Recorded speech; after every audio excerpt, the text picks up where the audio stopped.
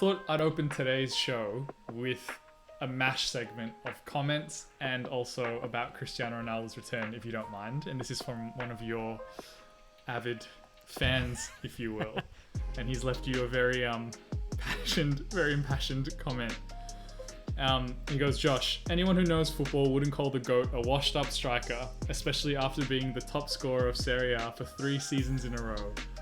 Plus a man of the match performance too, so expecting some proper analysis for the next episode. That's from your boy Yaz.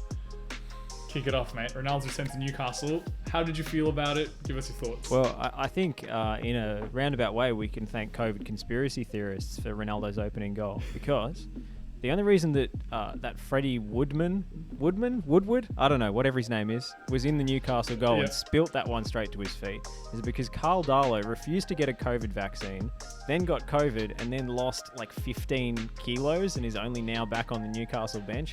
I don't think Carl Darlow was spilling that shot. So it was an absolute gift of an opening goal after a very unconvincing, I thought, Manchester United performance. But once the floodgates open and once Newcastle got themselves stretched, there was really no going back. I did get frustrated at Ronaldo's refusal to get involved in build-up play and the way he was just sort of hanging at the back post. And I don't think he was well served, in fairness to him, by United playing inside-out wingers with either Sancho and Greenwood continually narrowing the pitch and not getting deliveries into the back post where he thrives. I think if United are going to play to Ronaldo's strengths, they need to get more crosses into the box because whatever I said about him being washed, his vertical leap and his heading ability is still absolutely incredible. But, you know, he performed when it mattered. He finished the 2 chances. He did his big celebration. The whole stadium yelled "SIUUUUUUUU" with him. And I got to say, that noise that Old Trafford made on both occasions was pretty exhilarating. And I don't know if you felt the same way, but I felt the first 15, 20 minutes was a bit forced. Like they were just trying to go to him. You know, the pressure of the occasion, his homecoming. Obviously, the crowd wanted to see him get back on the score sheet. Did you think it was a bit forced? Because I looked at it and I went, oh, it just feels a bit disjointed. It was like it was a testimonial game or something. It's like he's got to score in his last game. We've got to get him the ball. Like it reminded me kind of the Kobe Bryant Lakers sort of tour at the end of his career, where it was just every night, Kobe, take as many shots as possible. Kobe, try and score 60.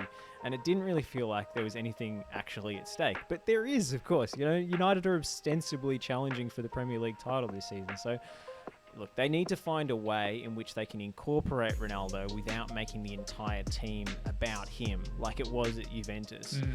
There was no question of his goal-scoring output at Juve, but I would argue some of the attacking players around him were too enthralled to his legendary status and didn't play up to their potential because they were always trying to just pass the ball to him. And, you know, as Diogo Jota found out during the Euros, if you don't pass the ball to Ronaldo, he will yell at you. So that's never nice either. So United need to find a way of making this balanced and not sort of a, travelling circus. Because one thing I did feel, and you know, I'm a big United fan, and every time a team equalises the scores against us in the last few years, my heart sinks a little bit because I'm like, I don't know if we have what it takes to come back. And you know, in true Fergie time, that kind of history of the club of being able to bounce back, it felt that when Newcastle scored, for the first time in a long time, I went, we got this. Is that the Ronaldo effect? Does he bring that level of perfection and professionalism and that intensity to always want to win? Has that effect come along as well, do you reckon? And that really kind of spurs the young players on. He definitely has that star quality and also, relentless self-belief, of course.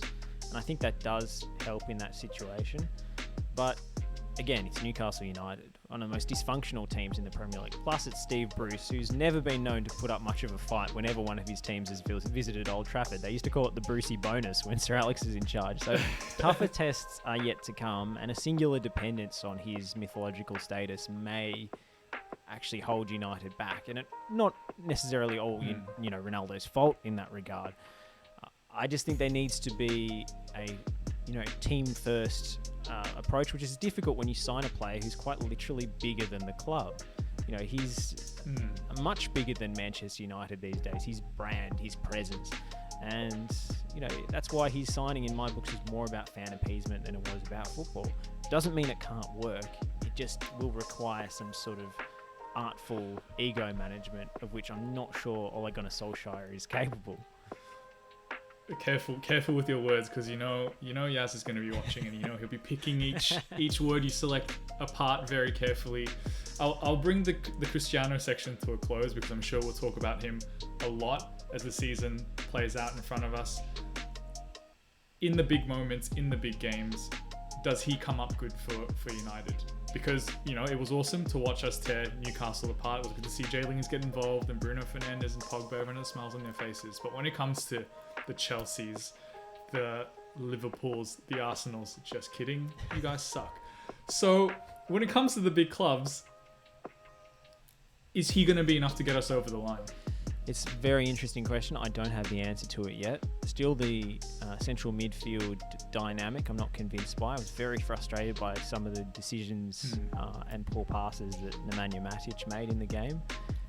They are playing Matic there to try and recapture that incredible run of form at the back end of, I want to say, 2020, when United went on that crazy run with Pogba and Bruno playing so well, and Matic just being anchorman, keeping it simple, stopping counterattacks. I don't know if he has that in the tank still, and that's why United not signing a defensive midfielder was the glaring miss of their otherwise exemplary transfer window.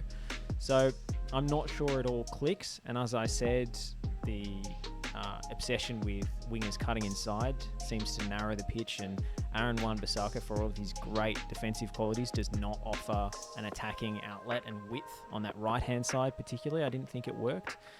Luke Shaw, on the other hand, I thought was exceptional and has really silenced his critics. Baller. So that left-hand side looks pretty decent.